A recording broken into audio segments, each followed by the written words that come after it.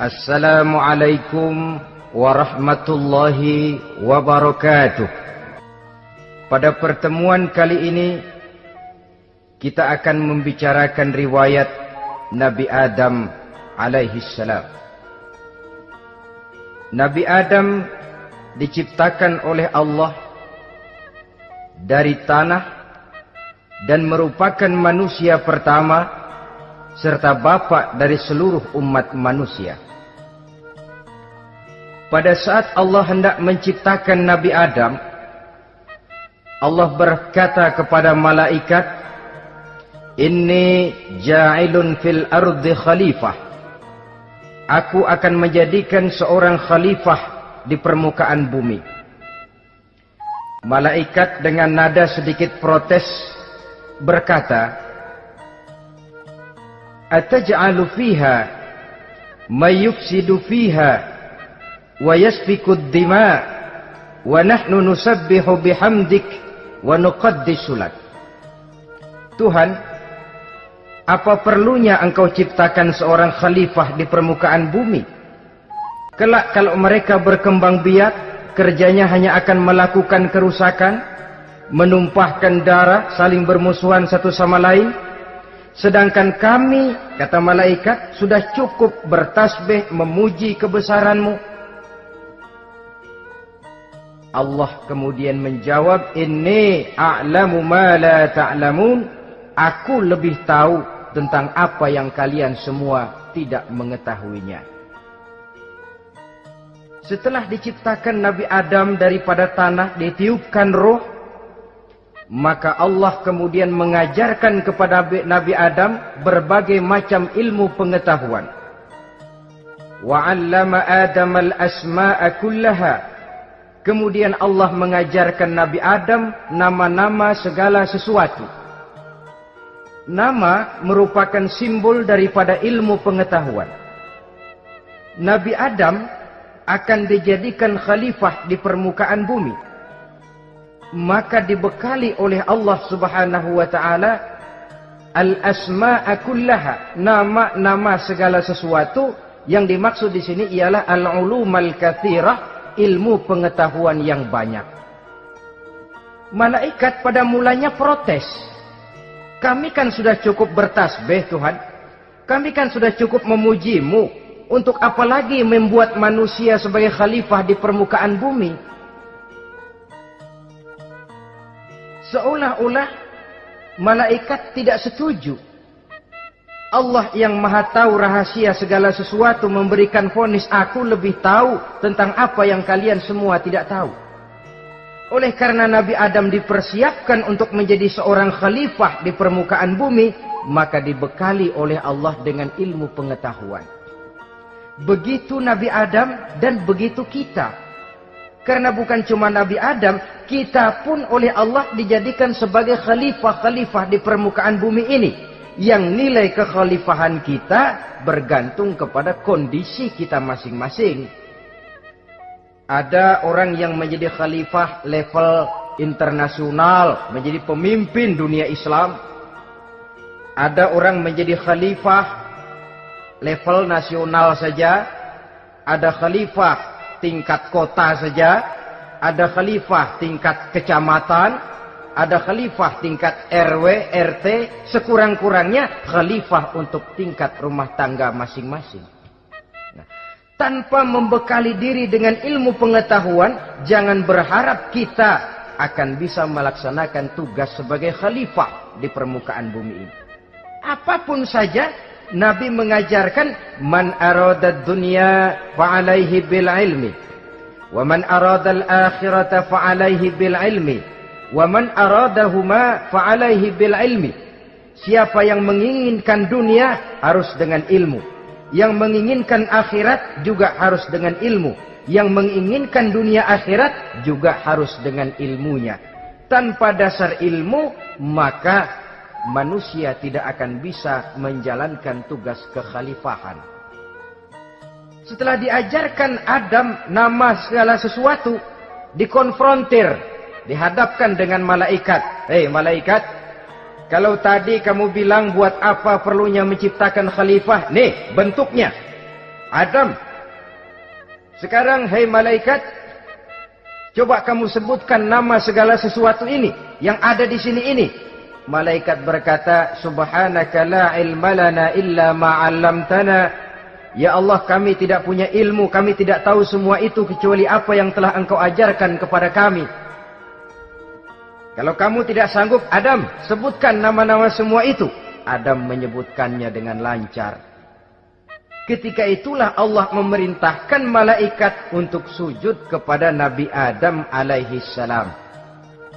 Sujud di sini bukan sujudul ibadah, sebab sujud ibadah kepada yang selain Allah haram. Tapi sujud di sini sujudut tawadhu' i'tirafan bi fadli Adam.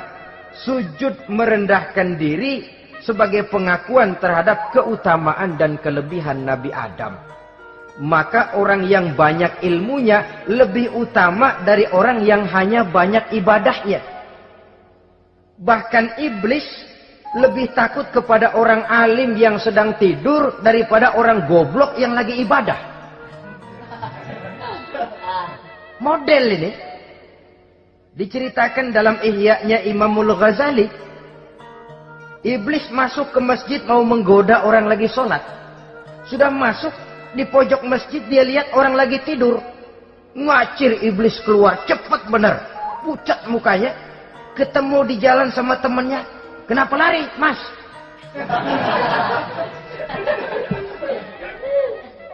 Kata temannya, saya mau goda orang sholat.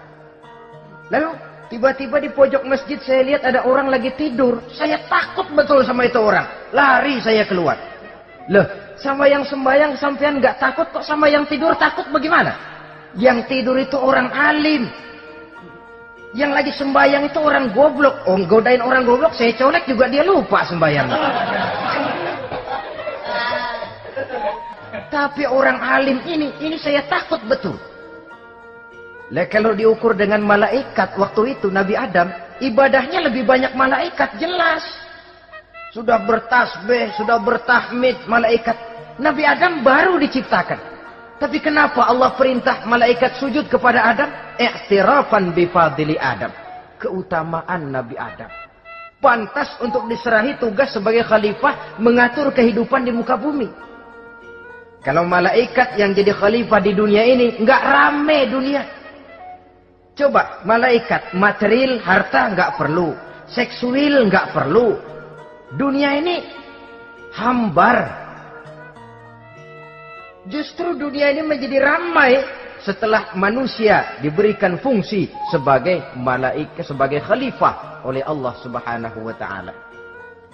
Saudara-saudara kaum muslimin rahimakumullah, setelah nyata kelebihan Nabi Adam, maka Allah perintahkan Nabi Adam tinggal di surga dengan segala kenikmatan yang ada di dalamnya. Tapi lantaran sendirian, kesepian Nabi Adam ini. Allah Maha Tahu, maka diciptakannya pasangannya, yaitu Siti Hawa dari tulang rusuk yang sebelah kiri. Sehingga Nabi pernah pesan begini, Istausu bin nisa fa innahunna khuliqna min dhil'in. Hati-hati kamu ngadepi perempuan. Yang tolong dengar nih yang laki-laki, yang perempuan belaga budak aja dulu lah. Hati-hati kamu ngadepi perempuan. Fa innahunna khuliqna min dhil'in, karena perempuan diciptakan dari tulang rusuk sebelah kiri. Apa watak tulang rusuk? Tulang rusuk itu kan bengkok. Perempuan tuh begitu, didiemin aja bengkok terus, dikerasin patah.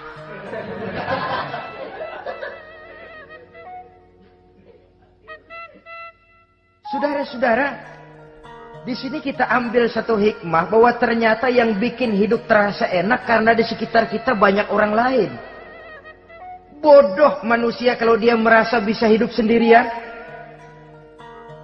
Tinggal di tengah kampung tapi gayanya gaya orang tidak mau kenal dan tidak mau tahu sama tetangga. Jangankan di dunia, di sorga saja Nabi Adam karena sendiri kesepian.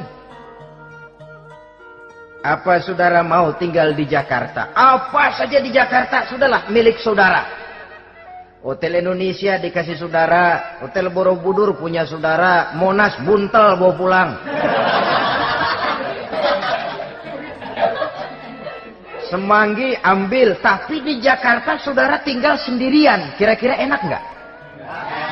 Ternyata yang bikin hidup terasa nikmat karena di sekitar kita banyak orang lain. Begitulah Allah ciptakan Siti Hawa. Setelah diciptakan Siti Hawa, natur manusiawi, Nabi Adam mau main pegang aja. Kata Allah, hai Adam, jangan kau sentuh sebelum kau bayar maharnya. Maharnya apa ya Allah? Maharnya antusalliya ala Muhammadin sallallahu alaihi wasallam. Maharnya kau bersolawat kepada Nabi Muhammad. Manusianya belum lagi diciptakan tapi namanya sudah ada. Nurnya sudah ada. Bahkan dijadikan mas kawin antara Adam dengan Hawa. Karena itu dalam Islam sebenarnya urusan kawin itu bukan yang sulit. Maka jangan dipersulit. Tapi juga jangan digampang-gampangin.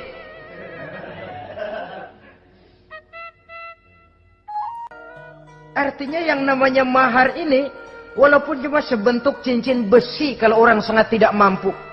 Bahkan dengan mengajarkan Fatihah saja sah sudah. Saya terima nikahnya Fulanah binti Fulan, dengan mas kawinnya saya ajarkan dia surah Fatihah. Kalau memang kere betul, tidak punya apapun, sah sudah itu. Agama ini mudah, karena itu jangan dipersulit, tapi juga jangan digampang-gampangin. Setelah itu Allah memerintahkan, Ya Adam uskun anta wa zawjukal jannah. Hai Adam, kau dan istrimu tinggallah dalam surga. Wa kula minha ragadan haitsu syi'tuma. Segala makanan yang ada di dalamnya boleh kau makan. Pakaian yang aneka warna boleh kau pakai. Nikmati seluruh fasilitas yang ada di surga ini. Cuma atu aja Adam. Yang lain boleh dah. Mau ngapa pakai atu aja jangan. La taqraba hadhihi syajarah. Jangan kamu dekati pohon khuldi itu. Dekat saja jangan. Apalagi sampai metik. Jangan Adam. Saudara, ma'asyiral muslimin, itulah watak manusia. Kalau ada 10 persoalan, yang 9 boleh, yang 1 tidak boleh, yang tidak boleh yang bikin dia penasaran. Gua pengen tahu ngapa kagak boleh sih. Timbul penasaran.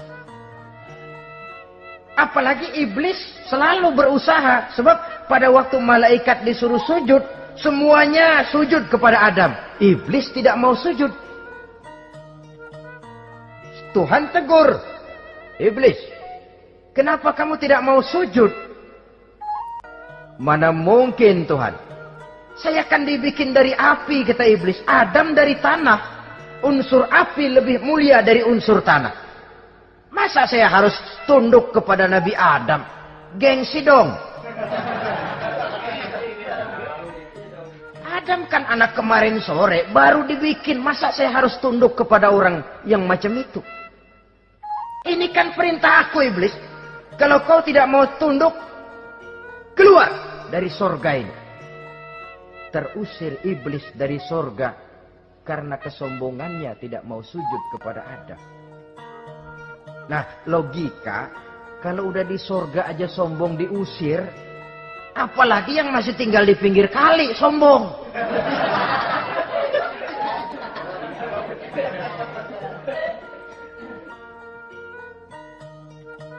Tapi sejak peristiwa terusirnya itu, iblis bikin proklamasi. Apa proklamasi iblis? Rabbi fanzirni ila yaumi yub'asun. Ya Allah, gara-gara Adam saya diusir dari surga. Saya minta kepadamu ya Allah, beri saya kesempatan sampai hari manusia dibangkitkan. Kata Tuhan, innaka minal munzarin. Oke, silakan. Mau apa iblis? Rabbi bima aghwaytani la uzayyinanna lahum fil ardi wa la ughwiyannahum ajma'in. Ya Tuhan, disebabkan engkau telah menyesatkan aku, akan aku hiasi mereka manusia dengan kejahatan yang ada di muka bumi ini, dan aku akan sesatkan mereka semua. Ini proklamasi iblis. Gara-gara Adam saya terusir dari surga, maka sejak saat ini Adam dan seluruh keturunannya musuh bebuyutan saya. Akan saya lakukan segala macam cara untuk menggelincirkan manusia agar mereka menjadi orang yang engkau murkai, ya Allah. Kemudian Allah memberikan jawaban. Dialog ini saudara bisa lihat dalam surah Al-Hijr ayat 40, 41 sampai 44. Kata Allah apa? Inna ibadi laisa laka alaihim sultanun illa man ittaba'aka minal ghawin. Silahkan iblis. Yang lain barangkali bisa kau goda. Kecuali hamba-hambaku yang benar-benar hambaku, engkau tidak akan punya daya mempertipu mereka. Engkau tidak akan punya kemampuan menggelincirkan mereka. Kecuali kalau memang mereka sudah mau ikut pengaruhmu. Sepanjang mereka benar-benar menjadi hambaku, kata Allah. Hamba Allah yang sebenarnya, mereka di luar kekuasaanmu, iblis. Tapi kalau mereka sudah turun menjadi hamba harta, hamba dunia, hamba pangkat, budak jabatan, mereka itu yang bisa kau gelincirkan. Selama mereka masih tetap sebagai hambaku, kata Allah, mereka di luar jangkauan kekuatan dan kekuasaanmu, iblis. Nah, sejak saat itu kan iblis selalu nyari jalan, nyari lantaran bagaimana Adam nih supaya dia tergelincir. Gara-gara dia saya diusir dari surga. Nguping terus iblis. Sampai akhirnya dia dapat berita tentang dilarangnya Nabi Adam mendekati pohon khuldi itu. Satu hari dengan muka sedih. Iblis itu the best actor. Aktor ulung dia. Dengan roman muka sedih, dia datang kepada Nabi Adam dan Siti Hawa. Kata Nabi Adam, iblis, ente kok tampangnya demek amat sih?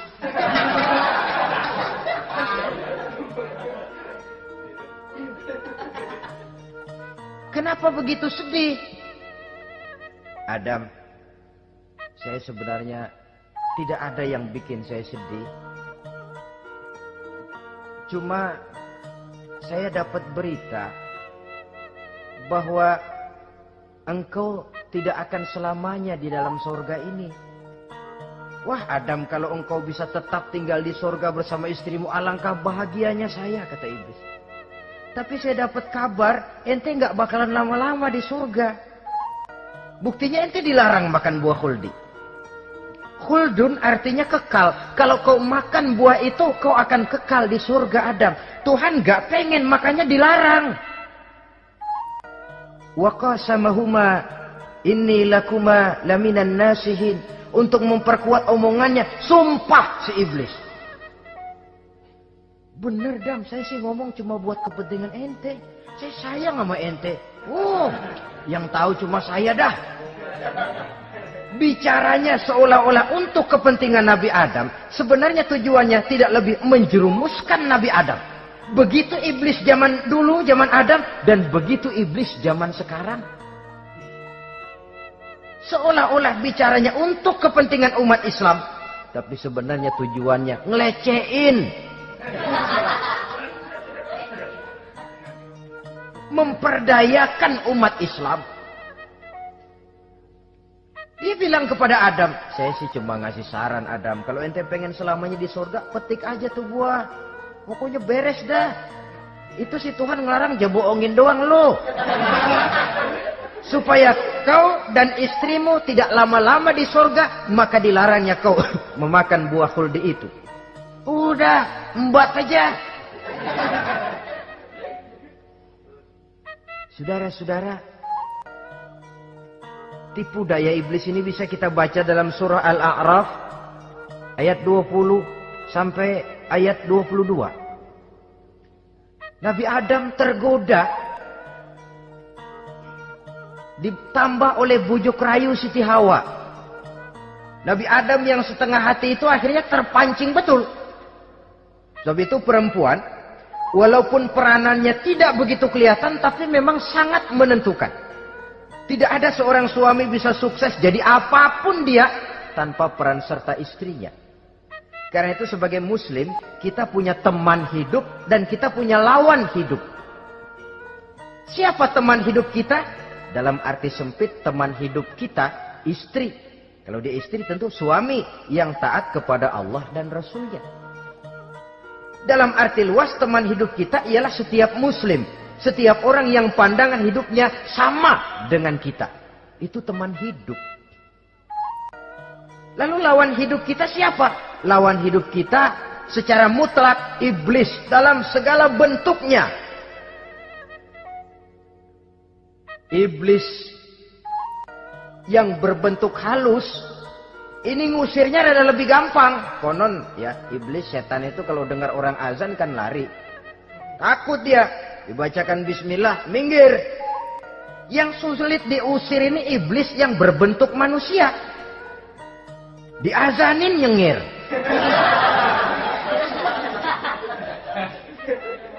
Gawat ini. Saudara-saudara, ini musuh dalam artian mutlak. Sedangkan musuh dalam artian ideologis, setiap orang yang pandangan hidupnya tidak sama dengan kita.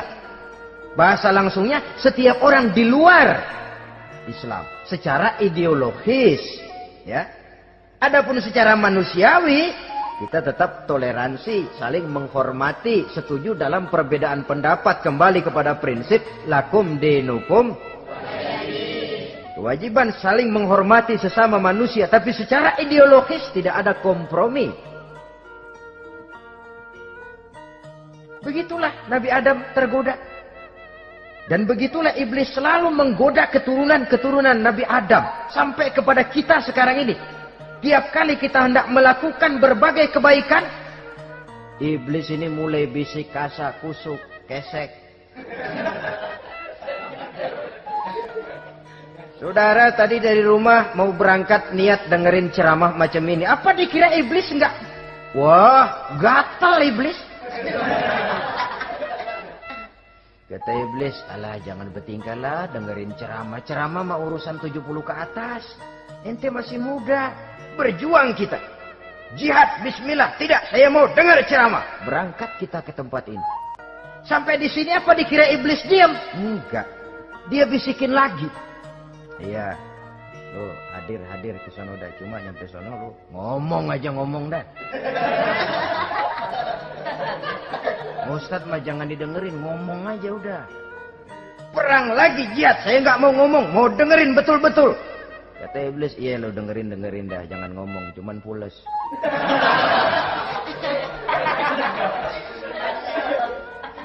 Segala macam cara dilakukan oleh iblis untuk menggelincirkan manusia. Ketika Nabi Adam mengambil buah khuldi itu, datanglah murka Allah. Adam, seolah-olah kalau bahasa kita, kelewatan kamu Adam. Dari belum ada aku ciptakan engkau. Barangkali kau merasa kesepian, aku ciptakan Hawa. Aku tinggikan derajatmu dari malaikat sampai malaikat sujud kepadamu. Aku perintahkan kau tinggal di surga dengan seluruh fasilitas yang ada di dalamnya. Cuma satu yang aku minta, jangan dekati pohon khuldi, engkau tidak sanggup Adam. Keluar dari surga ini. Terusir Nabi Adam dan Siti Hawa dari surga. Turun ke dunia ini. Turun terpisah lagi. Ya Allah. Orang itu kalau biasa susah, ketemu susah sih menglalap namanya. Makanannya. Tapi biasa seneng ketemu susah. Ini yang kalau tidak kuat mental. Tengoklah zaman sekarang kan nih. Kalau tuan-tuan rajin baca pos kota. Kayaknya nyawa murah bener. Pasal duit 100, nyawa hilang. Pasal diputusin pacar, begon di tenggak. Gantung diri pakai tali plastik. Murah betul kelihatannya jiwa itu. Sehingga pantas kalau Nabi pernah katakan irhamu salasatan minan nas, sayangilah 3 macam manusia. Pertama, azizan zalla, orang mulia yang jatuh hina. Pejabat tinggi kalau pensiun kesian bener. Ya Allah. Udah nggak ada yang ngasih hormat, tanda tangan nggak laku. Azizan zalla, orang mulia yang jatuh hina. Yang kedua, ghaniyan qad iftaqara, orang kaya jatuh miskin. Dari hidup serba ada jatuh melarat. Yang ketiga, faqihan yal'abu bihil juhal, ahli fikih ngerti hukum tapi dipermainkan oleh orang-orang bodoh yang kebetulan punya kekuasaan. Lalu keluar fatwa sesuai dengan pesan sponsor. Yang halal bisa jadi haram, yang haram dibikin remeng-remeng. Ahli fikih dipermainkan oleh orang bodoh. Kasihan betul. Terpisah Adam dengan Hawa ini. Adapun Nabi Adam turun menyesal dengan seluruh kesalahannya. Sujud, taubat, menangis. Menurut riwayat, 300 tahun beliau sujud. Seraya membaca Rabbana zalamna anfusana wa illam taghfir lana wa tarhamna lanakunanna minal khasirin. Ini doanya Nabi Adam. Ya Allah, kami telah zalim kepada diri kami sendiri. Andai kata engkau tidak kasihan, tidak memberikan ampun kepada dosa yang kami lakukan, sungguh kami termasuk ke dalam golongan orang-orang yang rugi. Ini yang dibaca Nabi Adam dalam taubatnya. Di akhir taubatnya, Nabi Adam munajat kepada Allah. Ya Allah, dengan kebesaran Muhammad, ampunilah dosa saya. Allah tegur, kaifa araftahu ya Adam walam akhluqhu. Dari mana kau bisa tahu nama Muhammad Adam, padahal aku ciptakan saja belum manusianya. Kata Nabi Adam, pertama, ketika engkau ciptakan saya, engkau tiupkan ruh ke dalam jasad saya, terbuka mata saya memandang ke bawah arasmu. Di sana nampak dengan jelas tertulis di kaki arasmu, La ilaha illallah Muhammadur Rasulullah. Taulah saya bahwa Muhammad ini orang yang paling dekat dengan engkau ya Allah. Sampai namanya bergandengan dengan namamu di kaki arasmu. Yang kedua, ketika saya hendak menyentuh Hawa, kau juga yang mengatakan jangan kau bayar maharnya sebelum kau bersolawat kepada beliau. Saudara hadirin yang saya hormati, Nabi Adam diterima taubatnya oleh Allah. Kemudian dipertemukan kembali dengan Siti Hawa setelah sekian lama berpisah. Pertemuan itu terjadi di satu dataran luas, di satu padang yang luas, yang sampai sekarang dinamakan dengan Padang Arafat. Tempat para ibadah haji melakukan wukuf, yaitu puncak pelaksanaan ibadah haji. Dan pertemuan itu sendiri terjadi di atas sebuah bukit kecil yang diabadikan dengan nama Jabal Rahmah di kawasan Arafat itu. Di atas Jabal Rahmah itu ada satu monumen kecil untuk mengabadikan pertemuan Nabi Adam dengan Siti Hawa. Lalu tinggallah keduanya di permukaan bumi ini. Oleh Allah diberikan karunia keturunan yang banyak. Dan tiap kali lahir kembar. Kembarnya laki perempuan, laki perempuan, laki perempuan. Dari sinilah berkembang biak manusia. Di mana di zaman Nabi Adam perkawinannya silang. Karena tentu tidak ada manusia lain. Perkawinan silang itu artinya, kalau si A dan B, A ini laki, B perempuan, kemudian lahir kembar kedua antara C dengan D, maka begitulah yang A dikawinkan dengan D, yang C dikawinkan dengan B. Perkawinan silang. Tidak boleh perkawinan yang kembar sama waktu dilahirkan. Nah, di antara putra-putra Nabi Adam yang kemudian juga membuat sejarah, yaitu Habil dan Qabil. Habil, saudara kembarnya namanya Labuda, perempuan. Qabil, saudara perempuannya Iklimah. Menurut hukum perkawinan waktu itu harus silang. Habil harus kawin dengan Iklimah dan Qabil harus kawin dengan Labuda. Tapi Qabil protes. Dia kepengen kawin dengan saudara kembarnya sendiri. Dalam arti yang sama-sama dilahirkan dengan dia, yaitu Iklimah. Kenapa? Karena kebetulan rupa Iklimah ini lebih cantik daripada Labuda. Protes kepada ayahandanya Nabi Adam. Abah, saya tidak terima, saya harus kawin dengan Iklimah. Tidak Qabil, kamu harus kawin dengan Labuda. Enggak mau. Kenapa dengan Labuda? Kurang kece.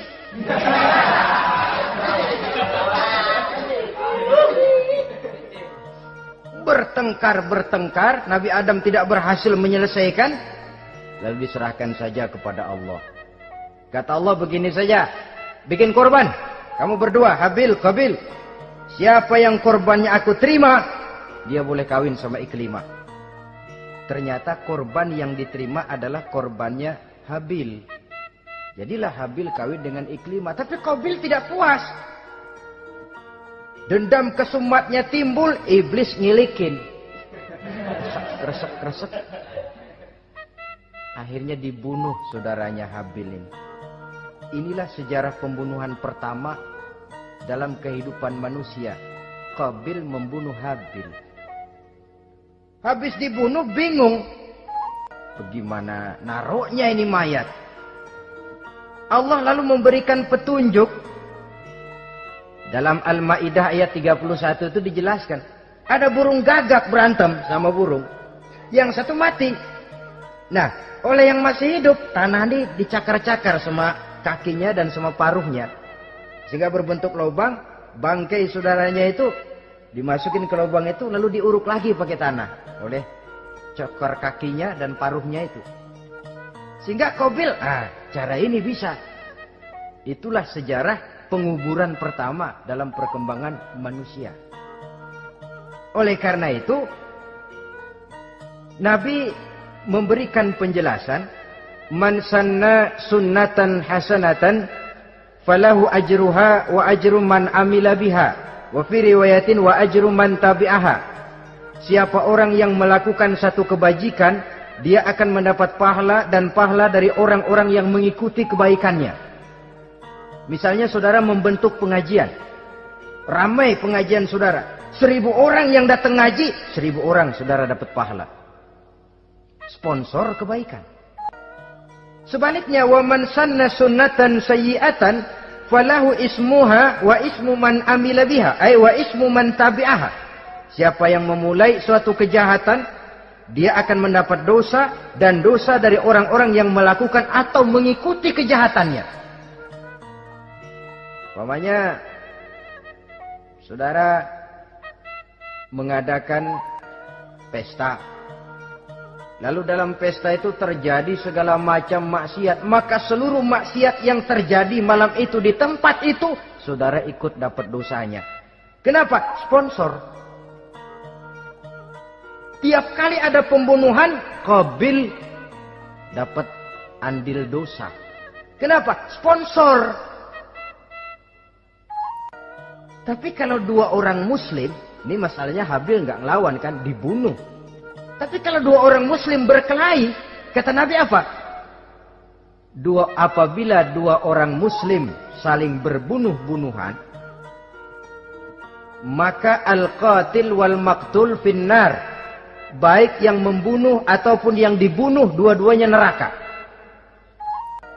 Sahabat heran, ya Rasul, kalau yang ngebunuh masuk neraka pantas, tapi ini yang dibunuh kenapa neraka juga? Soalnya sama-sama niat, cuman keduluan aja. Itu kan masalahnya. Andai kata dia nggak terbunuh, dia yang akan membunuh. Niat itu sudah ada. Nah kalau Habil ini dia tidak punya niat membunuh, dia memang dibunuh oleh Qabil. Saudara-saudara kaum muslimin rahimakumullah. Lalu dari situlah berkembang biak keturunan Nabi Adam alaihi salam. Sehingga dengan demikian bisa kita katakan sebagai satu konklusi. Pertama, bahwa manusia adalah makhluk Allah yang menempati kedudukan tertinggi dan berasal dari Nabi Adam sebagai manusia pertama. Dengan malaikat sekalipun, manusia sebenarnya lebih tinggi. Kapan? Kalau dia tetap benar-benar sebagai hamba Allah yang membekali diri dengan ilmu pengetahuan. Laqad khalaqnal insana fi ahsani takwim. Kami ciptakan manusia dalam bentuk yang paling baik. Dan ketinggian manusia itu tidak ditentukan oleh bahan-bahan dari mana manusia diciptakan. Tapi ditentukan oleh adanya roh yang ditiupkan ke dalam jasadnya. Dan kemampuan yang ditimbulkan oleh nilai-nilai rohaniah tadi. Kalau secara biologis kita ini semua bahannya sama. Dari saripati mak tanah yang menghasilkan buah yang dimakan oleh mak bapak kita, membentuk hormon, menghasilkan sperma, terjadi kerjasama yang baik antara ibu dan bapak, sehingga kemudian melahirkan kita ke alam dunia ini. Secara biologis bahan kita sama, dan tidak itu yang menentukan ketinggian manusia. Walaupun keturunan juga mempengaruhi, sebab sekarang ada istilah ramai orang bicara bayi tabung. Dan majelis ulama sudah memberikan fatwa kalau spermanya itu berasal dari sang bapak, tidak jadi masalah. Tapi kalau dari orang lain, haram. Yang lebih celaka lagi di negara maju, tidak lewat proses alam rahim. Jadi dalam satu tabung yang diberikan suhu yang mirip dalam kandungan, di situ dipertemukan antara sperma, air mani laki-laki, dengan ovum, air mani perempuan. Diberikan suhu yang mirip dalam kandungan, dan itu diharapkan bisa menghasilkan manusia lewat tabung kaca itu. Saya tidak sanggup bayangkan kalau sekarang orang tanya asal-usul kita, kan kita masih enak jawab. Kamu anak siapa? Oh, bapak saya Fulan, ibu saya Fulana. Oh, kenal saya. Tapi manusia yang akan datang kalau proyek ini berhasil, bapakmu siapa? Enggak tahu, saya dulu keluar dari tabung, Pak. Rendah betul martabat manusia. Sama saja dengan ada perempuan pernah protes, Pak, Islam itu enggak adil katanya. Kenapa? Masa dalam Islam laki-laki boleh kawin lebih dari satu, tapi perempuan enggak boleh kawin lebih dari satu? Supaya sama-sama adil, boleh dong perempuan punya laki lebih dari satu. Saya bilang, justru disitulah Islam itu hendak menjaga martabat manusia. Kalau seorang suami punya istri empat-empatnya lalu hamil, bapaknya jelas. Tapi kalau perempuan satu punya suami 4 lalu hamil, bapaknya yang mana ya?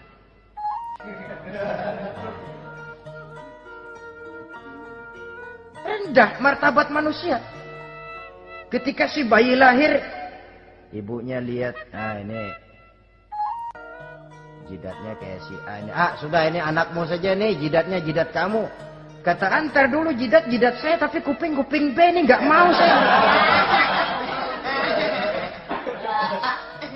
Terkatung-katung si anak tanpa tahu kemana dia mesti manggil bapak.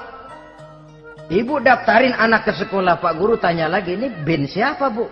Bingung lah, udah tulis Bu, bin rame-rame.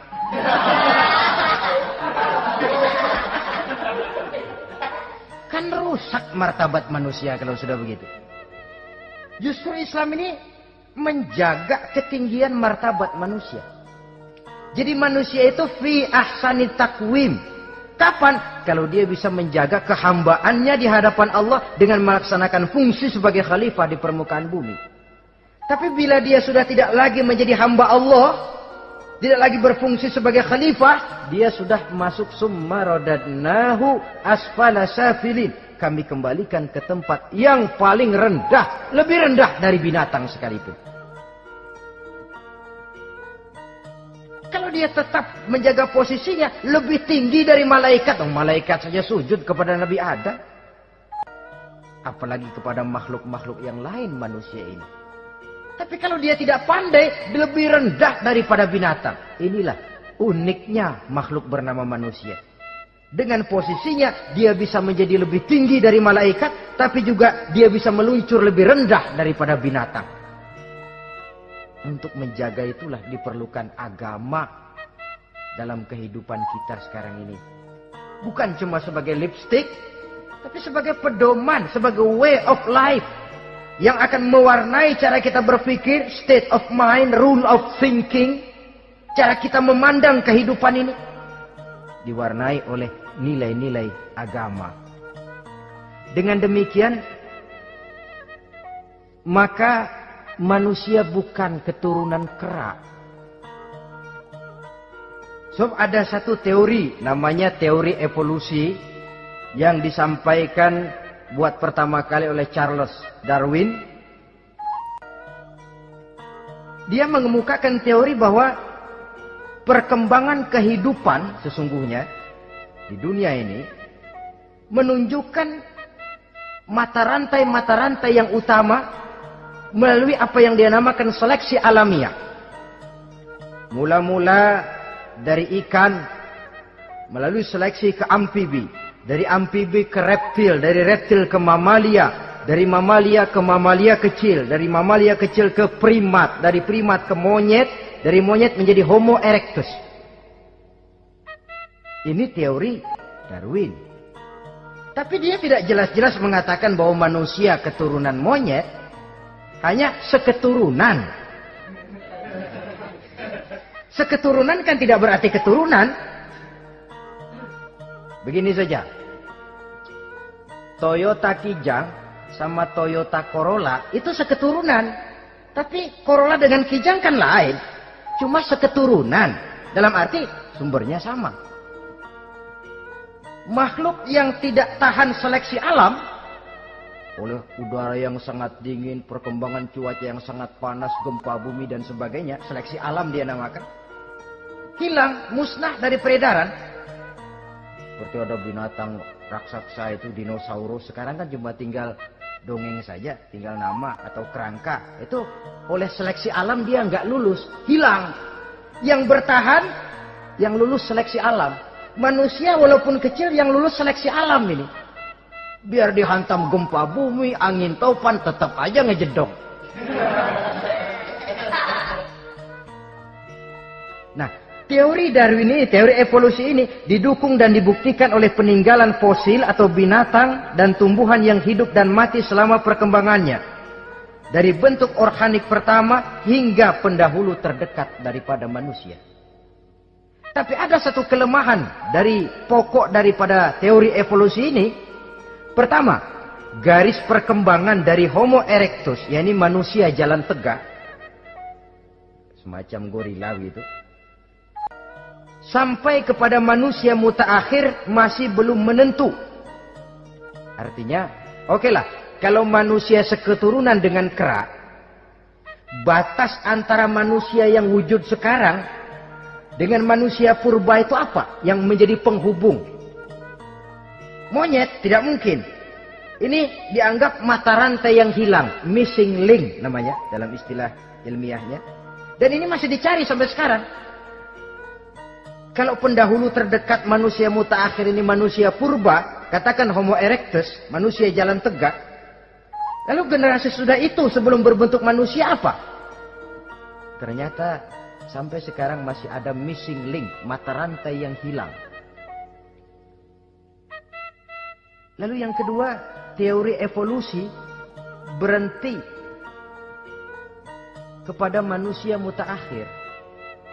Kalau memang kita manusia sekarang ini hasil evolusi, tentu kita akan terus berevolusi lagi. Dan akan jadi apa kita nanti? Ternyata sudah ribuan tahun manusia tetap manusia begini-begini aja. Tidak berevolusi kita ini. Apa lalu matanya jadi cuma satu di tengah? Hasil evolusi kan tidak berevolusi. Jadi kembali kepada Quran, manusia pertama adalah Nabi Adam dan manusia-manusia berikutnya keturunan daripada Nabi Adam dan bukan hasil evolusi daripada monyet. Juga tidak akan berevolusi kemana-mana. Kalau demikian benarkah teori evolusi? Untuk mengatakan mutlak benar bukan wewenang kita. Untuk mengatakan salah total juga kebenaran ilmu adalah relatif sebagai relatifnya daya pikir manusia. Di samping dia harus membuktikan kebenarannya, maka kebenaran ilmiah adalah kebenaran yang relatif dan temporer. Contoh kecil saja. Dulu orang berteori bahwa bagian yang terkecil dari suatu benda namanya molekul, kan begitu? Molekul ini nggak bisa dibagi-bagi. Bagian yang paling kecil dari suatu benda namanya molekul. Ilmu terus berkembang. Ternyata molekul sebenarnya terdiri daripada atom. Atom itulah bagian terkecil dari suatu benda yang nggak bisa dibagi-bagi lagi. Nah, berubah sudah teori pertama. Tidak jadi molekul sekarang, atom. Belakangan rupanya atom masih tersusun dari partikel-partikel. Partikel inilah bagian yang terkecil dari satu benda. Berubah lagi sudah. Dan tidak mustahil akan ada penemuan bahwa partikel pun masih bisa dibagi-bagi lagi. Begitu juga dengan teori evolusi ini. Sehingga beberapa ahli semacam Dr. Charles Oxnard, Dr. Jane Paul Hallett dari Chicago dan California, mereka sudah membantah teori evolusi ini. Namun masalah paling pokok dari kita ialah kita diciptakan oleh Allah berasal dari Nabi Adam alaihi salam. Nabi Adam diciptakan dari tanah. Dan kita bukan hasil dari evolusi, juga tidak akan berevolusi. Nah, lalu kepada makhluk bernama manusia diberikan fungsi sebagai khalifah di permukaan bumi ini. Ini yang dulunya malaikat protes. Sebagai khalifah, tugas kita apa? Khalifah Allah di muka bumi. Menerjemahkan sifat Allah sesuai dengan batas-batas kemanusiaan kita. Allah Maha Pengasih. Berusahalah kita pengasih kepada makhluk sesuai dengan batasan manusiawi kita. Allah Maha Menolong. Ringan tanganlah kita menolong orang yang memerlukan sesuai dengan batas kemampuan kita. Fungsi khalifah. Untuk bisa berfungsi sebagai khalifah secara baik, kita harus mempunyai modal yang dinamakan ilmu pengetahuan. Dan Islam sangat menggalakkan itu. Jauh dulu 14 abad yang lalu, dari desa kecil yang bernama Mekah yang peta belum muat, orang di dunia belum kenal, sudah keluar seruan utlubil ilma walau bisin, tuntutlah ilmu walaupun di negeri Cina. Ngomong Cina di Mekah, padahal Mekah waktu itu belum masuk peta, belum dikenal orang. Sudah ada revolusi ilmu dan budaya. Belajar walaupun harus nyebrang ke negeri Cina. Lalu ada lagi misalnya alimu auladakumus sibahata warrimayah, kata Nabi. Ajarkan anakmu renang dan lempar. Lempar lembing, lempar cakram. Olahraga. Satu tanda Islam agama masa depan. 14 abad yang lalu di Saudi Arabia, Nabi mengajarkan, ajari anakmu berenang. Kalau Islam agama untuk orang Arab saja, mau berenang di pasir. Tapi wawasan pandangannya luas. Bahwa Arab sebagian besar memang Islam, betul. Tapi Islam bukannya Arab, itu juga jelas. Sepanjang kita masih menjadi khalifah Allah, maka sepanjang itu kita fi ahsani taqwim. Nah, sebagai khalifah Allah kita bertugas membudidayakan alam ini. Kita kadang-kadang terlalu. Ada ayat, wa ma min dabatin fil ardi illa 'alallahi rizquha. Semua yang melata di muka bumi dijamin rezekinya oleh Allah. Ayat itu betul. Hak karena datang dari Allah. Bahwa rezeki disediakan di muka bumi, memang. Tapi rezeki itu tidak turun begitu saja laksana jatuhnya embun di waktu pagi. Kita harus berusaha. Dan usaha manusia mencari rezeki lain dengan ayam. Kalau ayam dari tahun atu. Jadi rezekinya tuh modalnya cuma ceker patok. Coba. Dari tahun 1 ayam, asal punya ceker, punya patok, sudah dapat rezeki dia. Nggak perlu masuk TK, SD, SMP. Tapi manusia cari rezeki, apalagi zaman sekarang. persaingan hidup tajam, lapangan kerja sulit, tensi ekonomi tinggi, masuk sekolah urusan, tamat sekolah urusan.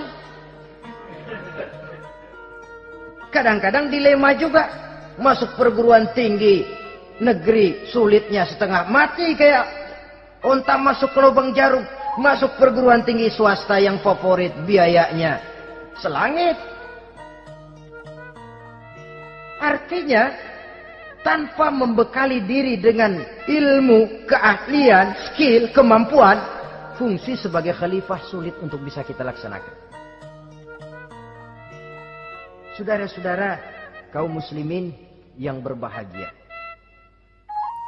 kalau fungsi khalifah ini mampu kita laksanakan, iblis putus asa sudah. Sebagai khalifah, di satu pihak kita menyembah hanya kepada Allah, di lain pihak kita membudidayakan alam ini. Ada apa sih di perut bumi? Minyak, gas, timah, emas. Ada apa sih di lautan? Pelajari lewat oceanografi, membudidayakan alam. Air sungai supaya arusnya nggak mengalir mubazir, ada manfaatnya, bisa menimbulkan energi yang menghasilkan tenaga listrik, bisa mengairi persawahan, irigasi. Bikin apa? Bikin dam, membudidayakan alam. Tapi juga mengislamkan budidaya itu.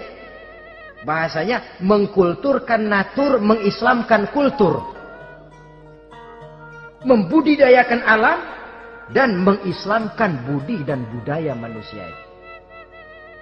Sehingga apapun yang kita kelola dari alam ini nantinya akan untuk menunjang tugas sebagai khalifah, sujud kepada Qadhi Rabbul Jalil. Saudara-saudara, maka bersyukur kita oleh Allah dijadikan manusia. Tidak pesan, terima beres, cantik. Dari segi biologis maupun psikologis, tidak ada makhluk secantik manusia.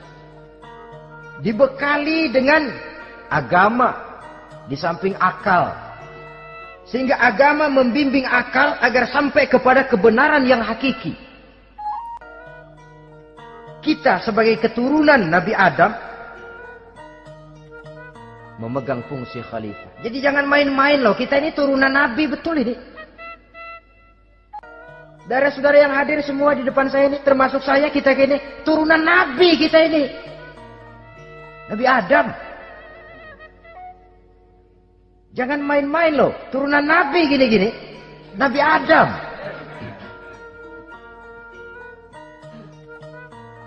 Sayang kalau posisi yang tinggi kita tidak melaksanakan fungsi yang tinggi. Sayang betul. Sebab itu manusia harus adil kepada dirinya, dalam arti menjaga diri dari sesuatu yang bisa menghancurkan ketinggiannya dalam pandangan Allah. Jadi kalau kita sudah lemparkan diri ke meja judi, hanyutkan diri ke tempat mabuk, hancurkan diri di tempat maksiat, itu sudah tidak adil kepada diri sendiri. Tidak bisa menjaga ketinggian yang diberikan Allah kepada kita.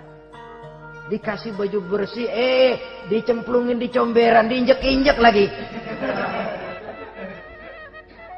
Kita ini diciptakan fi ahsani taqwim. Masa mau turun berbuat seperti binatang, itu makhluk rendah? Masa mau mengikuti tipu dayanya iblis, yang dia sudah proklamasikan bahwa itu musuh bebuyutan kita? Innahu lakum aduwwum mubin. Setan musuhmu yang jelas dalam segala bentuknya. Saudara-saudara, nah, untuk berfungsi sebagai khalifah ini sekali lagi, bekali diri dengan ilmu pengetahuan.